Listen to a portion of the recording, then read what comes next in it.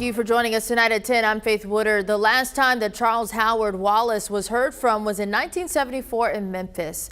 3 years later, in January of 1977, unidentified human remains were found near Marianna. And for almost 50 years, those remains didn't have a name until earlier this week when Arkansas State Police, along with Othram Labs, were able to identify the remains as the 21-year-old Charles Wallace.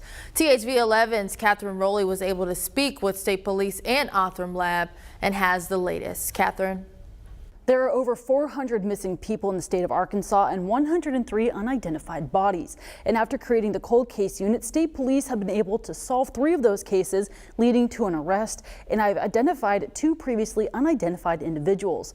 Both ASP and the lab they work with say that the cases aren't just unsolved cases with crime scene photos or DNA, but a person with a name and a family without answers to what happened to their loved one. To find answers, you have to be able to ask the right questions. And it has to start with, sometimes that first question we have to ask is, who is this person? After reviewing unsolved homicides and unsolved missing persons cases along with unidentified bodies, the Arkansas State Police started the cold case unit. Some of these cases are decades old, which pose some challenges, but the goal is to find answers for families and victims. That doesn't mean that we don't try to piece together what we can, because at the end of that long line, there is a family who is struggling to reconcile what happened to their loved one. DNA testing was first used in 1986, and with the science and technology continuing to evolve alongside it, Major Stacy Rhodes says that they've seen advances in cold cases to test some of the unidentified bodies or DNA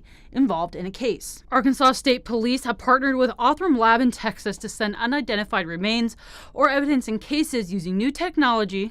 And our sole focus was, we knew there was this void in DNA testing that didn't have a lab that was purpose-built to generate a profile that could be used for forensic genetic genealogy and really detect very distant relationships very clearly. The lab says that they've helped solve or find answers in thousands of cases since 2019. It can take anywhere from a few days to a month or 2 before answers are available to law enforcement. Sometimes they're just at a dead end. You know, they've tried everything. They've excluded people. So to be able to give them this new information and have them go do what they do best and sort things out, it's great. ASP has also worked with the cold case unit at the Attorney General's office, and the hope is that with their partnership with Othram, they could then lead to more cases being solved. Back to you.